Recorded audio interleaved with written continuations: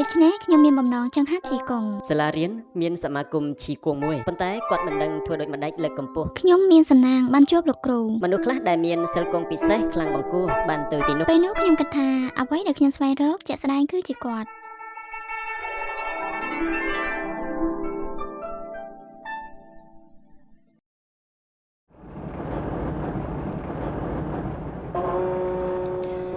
ថ្ងៃទី11ខែមិនិនាឆ្នាំ1979កាសែតប្រចាំថ្ងៃស៊ីឈួនបានចុះផ្សាយអត្ថបទមួយរាយការណ៍ដោយអ្នកសារព័ត៌មានចាងណៃមីងរកឃើញថាកុមារម្នាក់នៅស្រុកតាជូ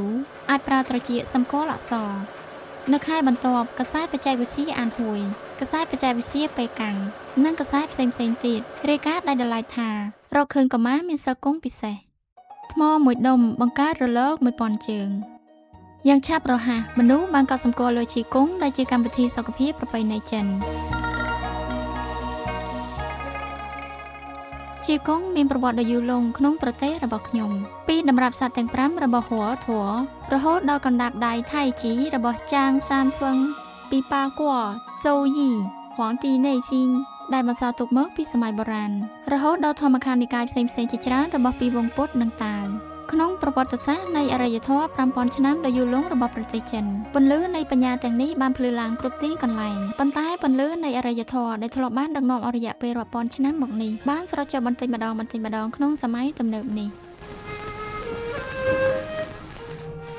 ចក្រភពដែលធ្លាប់មានអំណាចខ្លាំងអស់កលត្រូវចាប់ផ្ដើមរងនូវជោគវាសនានៃភាពអាម៉ាស់ជាតិសាសន៍ចិនដើម្បីសង្គ្រោះជោគវាសនាប្រទេសចិននិងទប់ទល់ការឈ្លានពានរបស់បរទេសបាននាំចូលបច្ចេកវិទ្យាលោកខាងលិចដើម្បីពង្រឹងកម្លាំងយោធានិងប្រទេសជាតិយូរទៅមនុស្សចំពោះអត្ថន័យពិតប្រាកដនៃអរិយធម៌បុរាណចិនដែលមានអាថ៌កំបាំងដ៏ជ្រាលជ្រៅគឺអាចយល់ដឹងបានកាន់តែតិចទៅពីមួយថ្ងៃទៅមួយថ្ងៃមនោគតិវិទ្យាសាស្ត្រនិម្មិតមករៀនមកពីលោកខាងលិចសន្សឹមបានគ្រប់គ្រងខួរក្បាលរបស់មនុស្សជាពិសេសក្នុងអំឡុងពេល10ឆ្នាំមហាបដិវត្តន៍ដែលប្រពៃណីនិងវប្បធម៌បុរាណចិនត្រូវទទួលរងការរិះគន់ហើយត្រូវបានដាក់ឈ្មោះថាចាស់4និងអបិយជំនឿសក្តិភូមិនេះបានធ្វើឲ្យមនុស្សស្ទាក់ស្ទើរក្នុងការស្វែងយល់អំពីទាំងនេះខ្លឹមសារនៃវប្បធម៌ប្រពៃណីដ៏ល្អជាច្រើនជាបន្តបន្ទាប់ត្រូវបានបាត់បង់និងស្ទើរតែរលាយបាត់ទាំងស្រុងប៉ុន្តែចង់លុបបំបាត់ចោលទាំងស្រុងនូវវប្បធម៌ចំណាស់រាប់ពាន់ឆ្នាំដែលបានស្នងបង្រៀនមកនេះពីបេះដូងរបស់មនុស្សគឺមិនមែនជាស្នាដៃសាមញ្ញឡើយនៅចុងទសវត្សរ៍70បាតុភូតសិលគង់ពិសេសស្រាប់តែលេចឡើងនៅប្រទេសចិនដីគោកហើយភ្លាមមនុស្សចាប់អារម្មណ៍យ៉ាងខ្លាំងចំពោះវានៅក្នុងការិយាល័យភ្នែកកែសម្រួលសហសម័យអ្នកកែសម្រួលទាំងអស់ប្រហែល 7-8 នាក់គឺនៅទីនោះពួកគេទាំងអស់បច្ចុប្បន្នសុទ្ធតែមានឈ្មោះល្បីអ្នកនិពន្ធដ៏ល្បីលោកចឹងអ៊ីបានចែករំលែកជាមួយយើងថាគាត់បានឃើញដោយផ្ទាល់នៅបាតុភូតសិលគង់ពិសេសគាត់សម្ដែងស្ដារឡើងវិញនៅនៃមួយបានមួយសន្លឹកអ្នកកែសម្រួលម្នាក់បានយកនៃមួយបានមួយចេញពីថតឯកសាររបស់គាត់ហើយប្រគល់ឲ្យខ្ញុំចុះហត្ថលេខាខ្ញុំបានចុះហត្ថលេខាឈ្មោះរបស់ខ្ញុំនៅលើនៃមួយបាននោះគាត់ប្រាប់ខ្ញុំឲ្យដាក់វាចូលក្នុងមាត់ហើយទំពាខ្ញុំក៏ធ្វើតាមហើយទំពាคล้ายជាម្សៅមួយដុំនឹងបានលេបចូលមួយបំណែកតូចផងដែរបន្ទាប់មកគាត់រមៀលវាយ៉ាងនេះនៅលើដៃហើយគ្រប់វានឹងផ្លាស់ទីវាយ៉ាងនេះរួចហូរមួយភ្លាមក៏លេចចេញនៃមួយបានមួយប្រព្រឹត្តភ្នែកលេចចេញនៃមួយបានមួយហត្ថលេខាដោយប៊ិចនោះនៅតែនៅលើវាដដែលវេទមន្តនេះខ្ញុំគិតថាពិបាកធួនណាស់ដោយសារទី1ខ្ញុំជាមនុស្សដែលមានការជឿជាក់ខ្ញុំមិនមែនជាជំនួយការរបស់ពួកគាត់ទេលើសពីនេះទៀតគឺខ្ញុំដោយផ្ទាល់ដាក់វាចូលក្នុងមាត់ចុងក្រោយហេតុម្ដេចក៏លេចចេញមកជាងនេះទៀតហត្ថលេខារបស់ខ្ញុំនៅតែនៅលើវាដដែលខ្ញុំគិតថាចំពោះបាតុភូតនេះវត្ថុនិយមគ្មានវិធីពន្យល់បានទេពេលបាតុភូតសិលគង់ពិសេសលេចឡើងទស្សនវិជ្ជាវត្ថុនិយមមិនអាចពន្យល់អំពីវាបានទេប៉ុន្តែវាទាក់ទាញការចាប់អារម្មណ៍ពីមន្ត្រីជាន់ខ្ពស់កុម្មុយនីសចិនដែលប្រើលទ្ធិម៉ាក់លេនីនិយមនិងលទ្ធិគ្មានអាទិទេពឃោសនាគ្រប់គ្រងមនោគតិមនុស្សក្រោយពេលរបាយការណ៍នៃកុមារប្រើត្រចៀកអាណសរត្រូវបានចុះផ្សាយមិនដល់2ខែផងនៅថ្ងៃទី5និង18ខែឧសភាឆ្នាំ1979កាសែតរិនមីងចុះផ្សាយអត្ថបទរិះគន់ជាបន្តបន្ទាប់ត្រចៀកអាណសរគឺគួរឲ្យអស់សំណើចមិនសមហេតុផល រំលោភលើសុភមង្គលវិទ្យាសាស្ត្រទាំងស្រុងប្រឆាំងវិទ្យាសាស្ត្រនិងធ្វើឲ្យបាក់មុខជនជាតិចិនទន្ទឹមនឹងការត្រួតពិនិត្យនិងរិះគន់របស់កាសែតនាយកដ្ឋានមជ្ឈិមប្រកាសថាការផ្សព្វផ្សាយបាតុភូតត្រចៀកអានអក្សរគឺប្រឆាំងវិទ្យាសាស្ត្រគឺជាការរស់ឡើងវិញនៅអបិយជំនឿសក្តិភូមិក្រោយមកកាសែតស៊ីឈួនរិះគន់ខ្លួនឯងលេខាបកខេត្តស៊ីឈួនពេលនោះក៏ត្រូវបង្ខំឲ្យពិនិត្យខ្លួនឯងប៉ុន្តែក្រុមអ្នកវិទ្យាសាស្ត្រដែលតំណាងដោយអ្នកដឹកនាំវិទ្យាសាស្ត្រឈៀនសៀសិនបានគាំទ្រសើកុងពិសេសនិងជីកុងតាមរយៈការស្រាវជ្រាវអំពីវិស័យដែលមិនទាន់ដឹងនេះនិងទស្សនៈអភិវឌ្ឍវិទ្យាសាស្ត្រគោលគំនិតនៃវិទ្យាសាស្ត្ររាងកាយមនុស្សត្រូវបានស្នើឡើង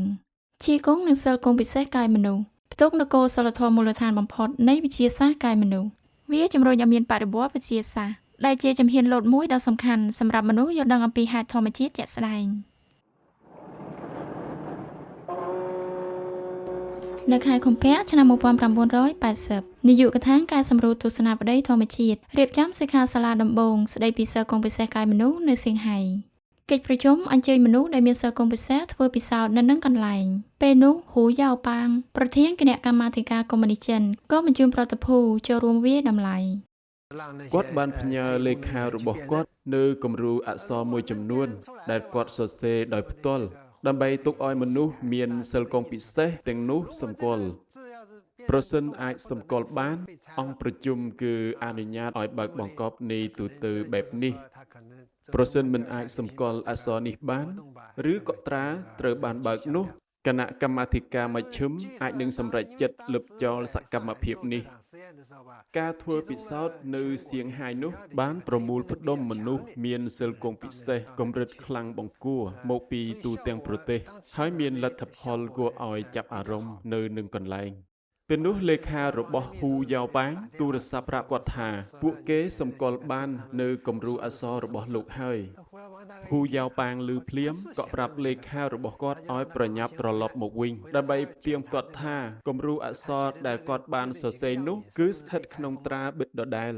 ឮថាលេខានោះបានយកគំរូអក្សរនោះត្រឡប់ទៅពេលកាំងវិញឲ្យហ៊ូយ៉ាវប៉ាងពិនិត្យមើលគំរូអក្សរនោះគឺគាត់ជាអ្នកបិទត្រាដោយផ្ទាល់ដៃត្រានៅបិទដដែលប៉ុន្តែគំរូអក្សរទាំងនោះត្រូវបានមនុស្សដែលមានសិលគង់ពិសេសមើលឃើញបាន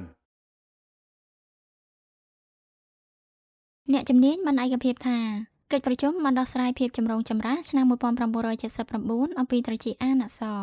កិច្ចប្រជុំលើកនេះជាដំណាក់កាលថ្មីមួយនៃការស្រាវជ្រាវរបស់ប្រទេសយើងដែលបោះជំហានចូលក្នុងសិលគង់ពិសេសកាយមនុស្សទោះយ៉ាងនេះក្តីសម្លេងប្រឆាំងមួយចំនួនបានលេចឡើងអ្នកខ្លះមិនអើពើលើលទ្ធផលនៃបេសកវិទ្យាសាស្ត្រតាមបែបទស្សនវិជ្ជាកម្រិតខ្ពស់នោះទេហើយរិះគន់លើការស្រាវជ្រាវអំពីសិលគង់ពិសេសកាយមនុស្សនិងចោទសួរថាតើវាជាវិទ្យាសាស្ត្រឬវិទ្យាសាស្ត្រក្លែងបន្លំតើវាជាវត្ថុនិយមនៃទស្សនវិជ្ជាម៉ាកនិយមឬឧត្តមគតិនិយមនៃទស្សនវិជ្ជាប្រឆាំងលទ្ធិម៉ាកនិយមពេលនេះ10ឆ្នាំមហាបដិវត្តន៍វប្បធម៌ប្រទេសចិនទើបតែបញ្ចប់វិស័យសិល្បៈវិស័យសិក្សានិងវិទ្យាសាស្ត្រសុទ្ធតែស្ថិតក្នុងបរិយាកាសដ៏រស់រវើកនិងបើកចំហក្រោយពីការរងទុក្ខដោយការបំពុលនៃមនោគតិឆ្វេងនិយម10ឆ្នាំមនុស្សចាប់ផ្ដើមពិនិត្យមើលខ្លួនឯងឡើងវិញនិងពិនិត្យផ្លូវដែលធ្លាប់បានដើរពីមុនហើយប្រកាន់យកអាកប្បកិរិយានៃហេតុធម្មជាតិជាក់ស្ដែងដើម្បីប្រព្រឹត្តចំពោះបាតុភូតជីកុងនិងសិលគង់ពិសេសកាលពីអតីតកាលបាតុភូតឈីកុងត្រូវបានច្រានចោលនិងចោទប្រកាន់ថាជាព្រះបិសាចដោយសារគេមិនធ្លាប់ឃើញដូច្នេះក៏ជឿតាមការនិយាយបែបនោះបន្ទាប់ពីប្រជាប្រិយភាពឈីកុងបានចាប់ផ្ដើមឈីកុងបានបង្ហាញថាវាគឺផ្ដើមផលប៉ះពាល់ជាពិសេសចំពោះមនុស្សដែលឈឺគាត់ហាត់កូនកាលណាគាត់មានអារម្មណ៍ផាសុកភាពគាត់មានអារម្មណ៍ល្អប្រសើរឡើងបន្ទាប់មកអ្នកទៅមន្ទីរពេទ្យពិនិត្យឃើញថារាងកាយនិងសរីរាង្គខាងក្នុងមួយចំនួនបានកើតឡើងការផ្លាស់ប្រែនេះគឺជាអ្វីដែលអាចផ្ទៀងផ្ទាត់និងត្រួតពិនិត្យបានដូច្នេះគាត់មិនអាចមិនជឿឈីកុងនេះគឺផ្ដើមផលប៉ះពាល់មេដឹកនាំមជ្ឈិមម្នាក់បានឃើញផ្ទាល់នៅសិលគង់អភូតហេតុគាត់បានផ្ញើលិខិតមួយឲ្យហ៊ូយ៉ាវប៉ាងលិខិតនោះបានសរសេរថាក្រឡេកមើលប្រវត្តិនៃការអភិវឌ្ឍវិទ្យាសាស្ត្រនៅពេលដែល Copernicus ស្នើទ្រឹស្ដីព្រះអាទិត្យនៅកណ្ដាលចក្រវាឡ Galileo មករក្សារឹងមាំទ្រឹស្ដីផែនដីបង្វិល Einstein ស្នើទ្រឹស្ដីទំនាក់ទំនង Morgan ស្នើទ្រឹស្ដីដំណពូជវិទ្យា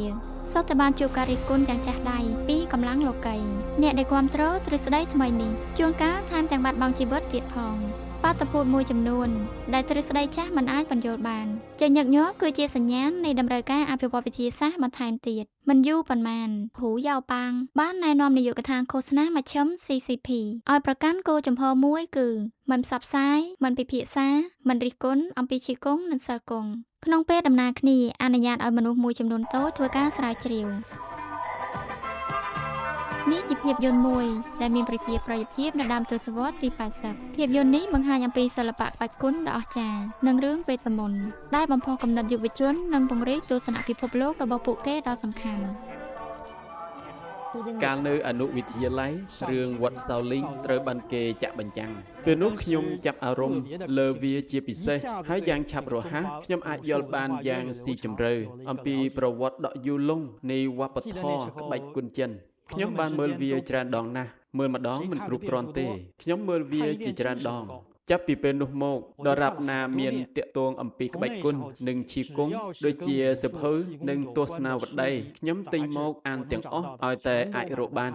ពេលនោះសាលាមានសមាគមឈីកុងសាលាបានអញ្ជើញគ្រូឈីកុងជាច្រើនពីសង្គមនេះដែលគ្រូឈីកុងខ្លះចេញសាធារណៈនិងខ្លះមិនចេញសាធារណៈអញ្ជើញមកសាលាពួកយើងដើម្បីផ្ដល់របាយការណ៍និងបានអញ្ជើញមនុស្សមានសិលគង់ពិសេសមួយចំនួនមកសម្ដែងអំពីរឿងរ៉ាវមួយចំនួនពួកគាត់សម្ដែងដោយផ្ដោតលើទស្សនៈវប្បធម៌ជាចម្បងរួមមានដូចជាវិទ្យាសាស្ត្របុរាណចិនខ្សែវ៉ាន់ជូយីប៉ាខ្វានិងទស្សនីយបាតុភូតវិសាមញ្ញមួយចំនួនសម្ដែងអំពីទស្សនៈដែលខុសគ្នាទាំងស្រុងពីវិទ្យាសាស្ត្រលោកខាងលិចដូចជាអំពីទស្សនៈចក្រវាលទស្សនៈជីវិតមនុស្សនិងទស្សនៈសភាវៈជាដើមនេះនាំឲ្យខ្ញុំមានចំណាប់អារម្មណ៍យ៉ាងខ្លាំងចំពោះវប្បធម៌ចិនចំពោះមនុស្សចាស់ភាគច្រើនឈីកុងតែទិញពួកគាត់នៅត្រង់អត្តពលអពូតហេតុកម្ចាត់ជំងឺកាយសម្បត្តិរបស់វាជាពិសេសគណៈពេលដែលវិទ្យាសាស្ត្រទំនើបគ្មានវិធីដោះស្រាយបានចំពោះជំងឺពិបាកស្មុគស្មាញជាច្រើនដូច្នេះការលេចឡើងនៃឈីកុងគឺដែលអត់សង្ស័យបានផ្ដល់ខ្សែសង្គ្រោះជីវិតដល់មនុស្សទាំងនោះដែលទទួលរងឈឺចាប់ដោយជំងឺ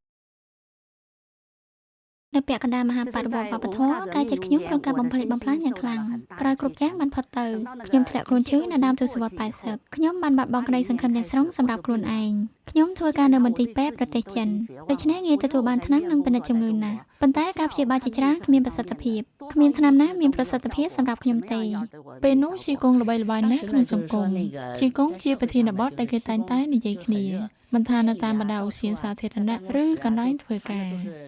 បន្ទាប់មកខ្ញុំបានលើកពិធីករទូរទស្សន៍និយាយថាពួកគាត់សុទ្ធតែហាត់ឈីកុងនិងនិយាយថាម្នាក់ក្នុងចំណោមនោះគឺជាអ្នកជំងឺមហារីកថ្លើមដែលគ្រូពេទ្យបានប្រាប់គាត់ថាគាត់អាចរស់បានត្រឹមតែរយៈពេលដ៏ខ្លីប៉ុន្តែដោយសារគាត់បានហាត់ឈីកុងបច្ចុប្បន្នរាងកាយរបស់គាត់កាន់តែល្អប្រសើរឡើងពីមួយថ្ងៃទៅមួយថ្ងៃបច្ចុប្បន្ន3ឆ្នាំបានកន្លងផុតរួចហើយគាត់នៅតែមានសុខភាពល្អពីមួយថ្ងៃទៅមួយថ្ងៃពេលនោះខ្ញុំគិតថាមហារីកថ្លើមរបស់គាត់អាចជាសះស្បើយអាចជំងឺរបស់ខ្ញុំនេះមិនបានបញ្ជាក់ថាជាមហារីកទេទោះបីវាជាមហារីកខ្ញុំក៏អាចមានឱកាសច្រើនក្នុងការជាសះស្បើយឱកាសដ៏មិននឹកស្មានដល់នេះនាំឲ្យមានការរកឃើញដ៏សំខាន់មួយខ្ញុំបានដឹងថាគ្មានថ្នាំណានៅលើโลกនេះដែលអាចសង្គ្រោះជីវិតខ្ញុំឬព្យាបាលជំងឺខ្ញុំបានទេដូច្នេះឈីកុងគឺជាសង្ឃឹមតែមួយគត់របស់ខ្ញុំដូច្នេះខ្ញុំមានប្រាថ្នាចង់ហាត់ឈីកុង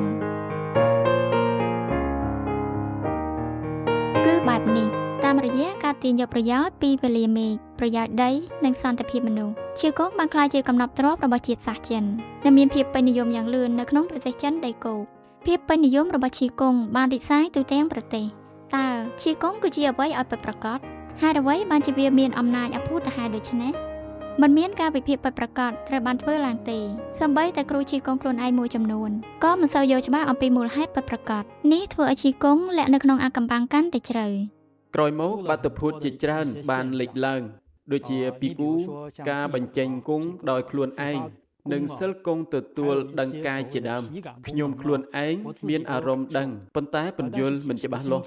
ខ្ញុំនៅចាំថាបន្ទាប់ពីគ្រូឈីកុងនោះមកដោយសារខ្ញុំចង់ដឹងយ៉ាងម៉ត់ចត់ថាតើគាត់ព្យាបាលជំងឺយ៉ាងដូចម្តេចខ្ញុំក៏សួរគាត់ថាតើលោកព្យាបាលជំងឺយ៉ាងដូចម្តេចគាត់ប្រាប់ថាដើម្បីព្យាបាលជំងឺនេះអ្នកគ្រាន់តែត្រូវការភាពក្លាហានបន្ទាប់ពីអ្នកមានភាពក្លាហានអ្នកជាន់ជើងរបស់អ្នកហើយនិយាយថាព្យាបាលជាហើយបន្ទាប់មកអ្នកសួរគាត់ថាជាហើយឬនៅគាត់គឺបានជាហើយប្រសិនអ្នកមានភាពក្លាហានអ្នកនឹងអាចព្យាបាលបានដូច្នេះមិនមានទ្រឹស្ដីអ្វីនៅពីក្រោយវាទេគាត់មិនដឹងថាគាត់ព្យាបាលដូចម្តេច ក្នុងអំឡុងពេលពេញនិយមនេះមនុស្សគ្រប់គ្នាតែងតែពិចារណាថាតើឈីគង់ជាប្រភេទបាតុភូតអ្វីថាតើវាមានអកម្បាំងអ្វីនៅពីក្រោយឬពួកគេហាត់ក្រៅពីដើម្បីសុខភាពតើនៅចង់យល់ច្បាស់អំពីអ្វីផ្សេងទៀតឬចុងក្រោយរកឃើញថាគឺអំពីរបៀបហាត់អំពីការផ្សព្វផ្សាយជាសកលអំពីការលើកកម្ពស់និងអំពីការប្រើពិសោធន៍វិទ្យាសាស្ត្រដើម្បីបញ្ជាក់ការពិតប៉ុន្តែទាំងអស់នេះនៅតែមិនអាចនិយាយច្បាស់បញ្ហាបច្ចេកវិទ្យាសាស្ត្រគ្រាន់តែអាចបញ្ជាក់អំពីផ្នែកមួយនៃដំណើរការរបស់ឈីគង់ប៉ុណ្ណោះប៉ុន្តែមិនអាចយល់ដឹងអំពីបទច្បាប់នៃធាតុដើមរបស់ឈីគង់ឡើយដូច្នេះភាពពេញនិយមរបស់ឈីគង់បានជំរុញឲ្យមានការឆ្លុះបញ្ចាំងបន្ថែមទៀត មនុស្សមួយចំនួនកេងប្រវ័ញ្ចក្នុងការហាត់គង់ដោយមានចំណង់ព្យាបាលជំងឺចំណង់សិលគង់ចំណង់ទ្រព្យសម្បត្តិហើយខ្លែងបន្លំក្រំលេះផ្សេងធ្វើឲ្យមនុស្សកើតមានការសង្ស័យនិងភ័ន្តច្រឡំលើប្រភពដើមរបស់ឈីគង់និងធ្វើឲ្យមានភាពច្របូកច្របល់កាន់តែច្រើនឡើង ការបញ្ចេញគង់ដោយខ្លួនឯងពេញនិយមណាស់នៅពេលនោះមនុស្សដែលមានស្ថានភាពជាក់លាក់មួយក្រុមការណែនាំរបស់គ្រូឈីគង់ប្រាប់មនុស្សឲ្យរមៀលពីដៃនិងឲ្យទះខ្លាំងកន្លែងណាដែលឈឺសូម្បីស្ត្រីចំណាស់ក៏សុទ្ធតែអាចរាំនេះធ្វើឲ្យមានភាពរញ៉េរញ៉ៃជាច្រើនជាទូទៅពួកគាត់សម្ដែងគង់គឺដោយបែបនេះដំបូងបង្រៀនមួយសំណុំចលនាបន្ទាប់មកសម្ដែងអំពីគោលសិលធម៌គង់នៃឈីគង់បន្តមកទៀតតបភ្ជាប់ព័ត៌មានពេលខ្លះប្រាប់មនុស្សឲ្យយកតាមពេងមួយជាមួយទឹកខ្លះគាត់បញ្ចេញគង់គឺហៅថាព័ត៌មានទឹកមានដំណាក់កាលមួយវាត្រូវបានប្រើសម្រាប់ការព្យាបាលខ្ញុំបានទៅចូលរួមថ្នាក់ឈីគង់គ្រូឈីគង់បង្រៀនបច្ចេកទេសដូចជារុញបំពេញនិងដោះលែងជាដើមពេលនោះខ្ញុំចាប់អារម្មណ៍ខ្លាំងបំផុតចំពោះស្នៀតមួយឈ្មោះថាអតិទេពសន្ធប់ចាប់ក្រោយរៀនរួចខ្ញុំបានសាកល្បងវាលើគ្រួសាររបស់ខ្ញុំពេលត្រឡប់ទៅស្រុកកំណើតស៊ីឈួនប៉ុន្តែបច្ចេកទេសនេះគ្មានប្រសិទ្ធភាពខ្ញុំគ្រាន់តែងប់ងល់ជាមួយសកម្មភាពបែបនេះប៉ុន្តែអ្នកដឹងថាសកម្មភាពទាំងនេះអាចមានប្រសិទ្ធភាពក្នុងបរិបទជាក់លាក់ប៉ុន្តែតើអ្នកបានរៀនអ្វីពិតប្រាកដទេអ្នកមិនទេ មនុស្សខ្លះគិតថាតាមរយៈអ្វីដែលពេញនិយមឬមនុស្សគ្រប់គ្នាចូលចិត្តនោះគាត់អាចបើកដំណើរការអាជីវកម្មនោះគាត់អាចរកលុយបានមានគ្រូឈីគង់ខ្លែងខ្លាយខ្លះប្រើឈីគង់ខ្លែងបន្លំដើម្បីបោកមនុស្សគាត់កេងប្រវ័ញ្ចប្រភេទចិត្តសាស្ត្រនិយមនោះរបស់មនុស្សដើម្បីរកឱកាសបានចំណេញគាត់មិនចេះឈីគង់តែអះអាងថាចេះឈីគង់ដែលគាត់ហាត់នោះមិនមែនជាឈីគង់ពិតប្រាកដគាត់បានចងក្រងអ្វីបន្តិចដើម្បីបោកប្រាស់មនុស្សប្រកបណាស់វាមានផលប៉ះពាល់តូចតិចតួចគាត់កំពុងលេឡំរបស់ពិតជាមួយរបស់ខ្លែងបន្លំមានមនុស្សជាច្រើននិយាយថាបញ្ចេញឈីគឺអាចព្យាបាលជំងឺតើអាចព្យាបាលជំងឺឬអត់វាអាចផ្ដើមផលប៉ះពាល់តូចតិចតួចប៉ុន្តែគាត់គ្មានជំនាញមូលដ្ឋានដូច្នេះមិនអាចព្យាបាលជំងឺបានគាត់ទៅគ្រប់កន្លែងបង្អួតខ្លួនបោកប្រាស់ប្រភេទមនុស្សនេះមានបន្តិចដែលបង្កអត្ថប្រយោជន៍ដល់អាក្រក់កំណាចគាត់យកការពិតធ្វើខ្លាយជាអាក្រក់ គណៈពេលសង្គមមានមតិផ្សេងគ្នាអំពីឈីគង់ពិព័រណ៍សុខភាពបូព៌ាឆ្នាំ92បានធ្វើឡើងនៅពេលកាន់មនុស្សមានសំណាងបានចូលរួមពិព័រណ៍លើកនេះហើយភ្លាមបានកត់សម្គាល់ចំពោះធម្មខណ្ឌមួយគឺកុងហ្វាអភូតហេតុដែលខុសគ្នាពីគេ ខ្ញុំបានឃើញគ្រូឈីគង់ដ៏វ័យក្មេងម្នាក់គាត់សង្ហាណាស់ហើយអាកប្បកិរិយារបស់គាត់ចំពោះមនុស្សគឺសប្បុរសណាស់ដូច្នេះលក្ខណៈរបស់គាត់មានភាពតាក់ទាញមិនគួរឲ្យជឿខ្ញុំបានក្រឡេកមើលជុំវិញគាត់ក្នុងស្តង់ពិព័រណ៍របស់គាត់មានបង្ហាញនៅរូបថតគាត់អង្គុយសមាធិស្លៀកសម្លៀកបំពាក់ពណ៌លឿងរូបថតកិច្ចសម្ភាសជាមួយអ្នកសារព័ត៌មាន និងរូបថតកិច្ចសម្ភាសនៅក្នុងទូរទស្សន៍ជាដើមខ្ញុំដឹងថានេះគឺជាហ្វាឡុនកុងបន្ទាប់មកខ្ញុំទាញសៀវភៅកំណត់ត្រាមួយចេញពីហោប៉ៅសូមលោកគ្រូចុះហត្ថលេខាលោកគ្រូបានសរសេរឲ្យខ្ញុំលីហុងជឺស្ថាបនិកហ្វាឡុនកុងថ្ងៃទី21ខែធ្នូឆ្នាំ1992នៅឯពិព័រណ៍លោកលីហុងជឺនិងសិស្សរបស់គាត់បានប្រើសិលគង់អច្ឆរិយៈដើម្បីព្យាបាលជំងឺមនុស្សជាច្រើន ហ្វាឡុនកុងអស្ចារ្យណាស់ព័ត៌មានរីកសាយនៅក្នុងចំណោមអ្នកទស្សនាលោកលីរូសុងអគ្គមេបញ្ជាការតាំងពិព័រណ៍បាននិយាយថាហ្វាឡុនកុងទទួលបានការកោតសរសើរច្រើនបំផុតនៅឯពិព័រណ៍ប្រសិទ្ធភាពព្យាបាលជំងឺគឺល្អប្រធានទីប្រឹក្សាជាងសៀគួយបាននិយាយថាខ្ញុំក្នុងនាមជាប្រធានទីប្រឹក្សានៃពិព័រណ៍សូមណែនាំហ្វាឡុនកុងដោយទទួលខុសត្រូវដល់អ្នករាល់គ្នាខ្ញុំគិតថាកុងហ្វានេះពិតជានឹងនាំមកនូវសុខភាពល្អនិងស្មារតីថ្មីដល់មនុស្ស នៅខែមេសាឆ្នាំ1993សៀវភៅហ្វាឡុនកុងប្រទេសចិនរបស់លោកលីហុងជឺបានបោះពុម្ពជាផ្លូវការក្នុងសៀវភៅនេះលោកលីបានសម្ដែងអំពីប្រភពដើមនៃឈីគង់សិលគង់និងអំណាចគង់ព្យាបាលជំងឺដោយឈីគង់និងព្យាបាលជំងឺនៅមន្ទីរពេទ្យឡាក់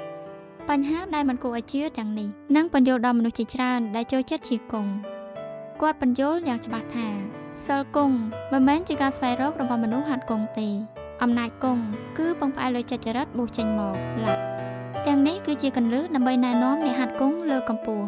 មួយប្រយោគដ៏សាមញ្ញនេះគឺជាអ្វីដែលមនុស្សប្រាថ្នានិងស្វែងរកអស់ជាច្រើនឆ្នាំមកហើយពេលនោះខ្ញុំមានអារម្មណ៍ថាអ្វីដែលខ្ញុំស្វែងរកជាយូរមកហើយនោះជាក់ស្ដែងគឺជាគាត់អូទីបំផុតខ្ញុំបានរកឃើញអ្នកហើយនោះគឺជាអារម្មណ៍របស់ខ្ញុំនៅពេលនោះនៅខែធ្នូឆ្នាំ1993